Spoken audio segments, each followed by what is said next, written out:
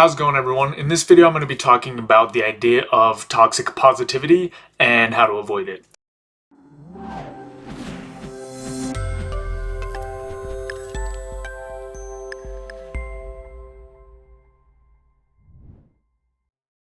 So more and more I've been hearing this concept of toxic positivity, and there are several different ways that people have defined it. But for this video, essentially at the core, toxic positivity is kind of avoiding the painful emotions in life or trying to plaster over them with this sense of positivity. While positivity is a really useful tool and cultivating it can help us to limit the amount of negative emotions we feel or reduce the number of unpleasant experiences we have, using it so much to the point where we fail to acknowledge actual emotions that are a natural part of existing starts to cause some serious problems and can really cause problems interpersonally as well as just in the way that we consider ourselves or interact or communicate with ourselves. So, positivity can become toxic and not a useful tool when it starts to plaster over negative emotions, as we've been talking about. So the problem arises when something happens, like let's say your friend loses their job, right? And your initial response is, well, it could always be worse, or there's a reason for everything. Using things that can generally be taken as positive phrases as a way to combat initially difficult feelings or situations basically plasters over the situation and says, hey, this isn't really important. You shouldn't feel this way. And that's not really realistic when it comes to the way that we interact with the world as people.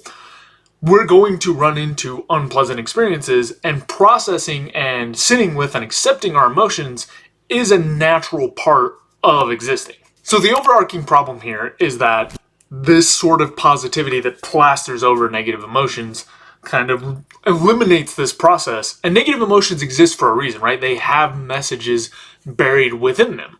So anger, for example, incites you to take some sort of action. Now, the way that you end up processing that and handling that, all those things are important, but just sort of trying to ignore it or bury it without pulling out the message disrupts the process. So if someone's feeling angry and you plaster over it, or if you're feeling angry and you plaster over it with this positivity, then you're missing those messages and disrupting the process. The other piece is, again, interpersonally, when someone's having a hard time, using positivity in this way to try to plaster over what it is that they're feeling or just overwrite those emotions with positive ones isn't really realistic, and it can make people feel like, one, they shouldn't be feeling those emotions, right? There's something wrong with them. There's something bad about the way they're thinking or feeling.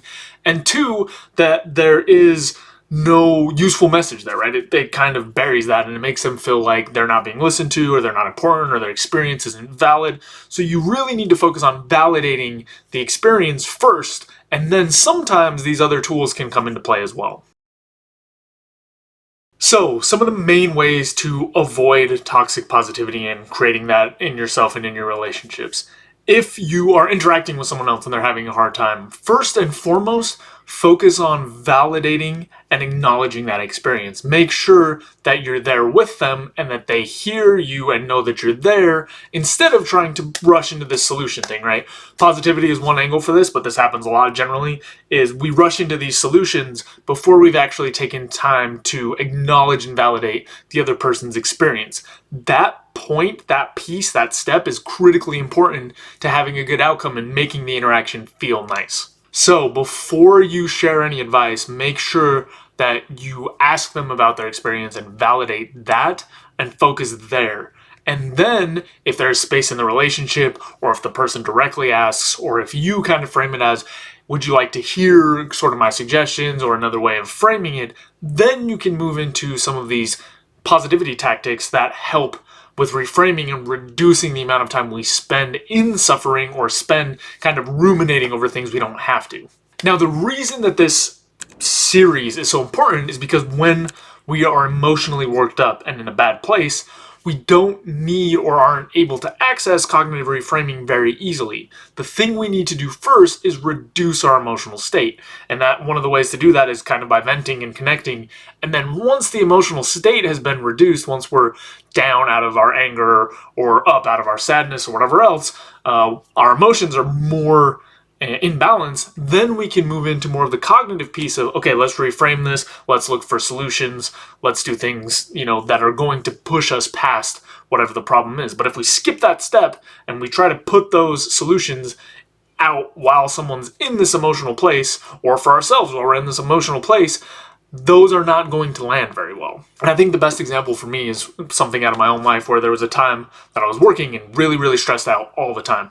Really, really, really stressed because I felt like I was behind and didn't know that much. And so I would use the cognitive tools and say, hey, listen, this is just me not feeling secure, and I know I've done enough, otherwise I wouldn't have been hired, etc., etc.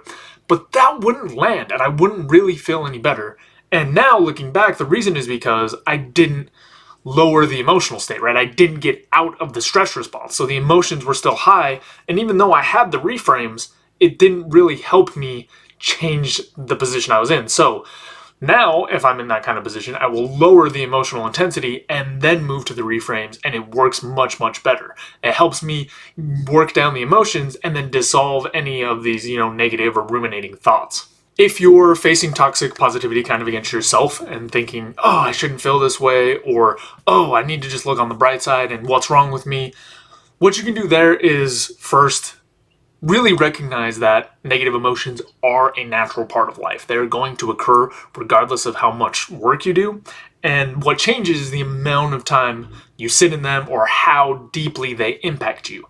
But they don't ever go away. They're still a part of our life. So accepting that first and then learning the tools that you can use to change your emotional state in whatever direction it needs to go, and then using the positivity tools is going to be a lot more useful and effective than trying to plaster over the emotions and go straight into these cognitive reframings. So, in wrapping up, positivity is definitely useful and it's definitely something worth cultivating, but it needs to be used wisely, because if we just use it for every situation without considering the full context, and generally in most cases that means the emotional context, then we can end up using it in places that it's not especially useful and actually making outcomes worse, both for ourselves and for those we're interacting with. Having negative emotions is part of the human experience, and learning how to process them and learn from them and move forward is going to serve you well.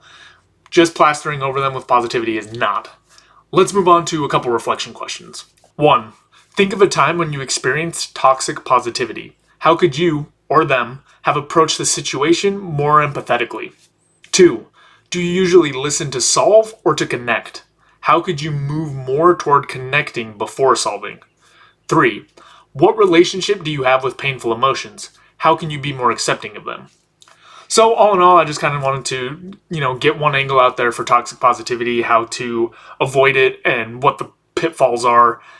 Because I think this is something that's coming up more and more. At least I've been seeing it more and more.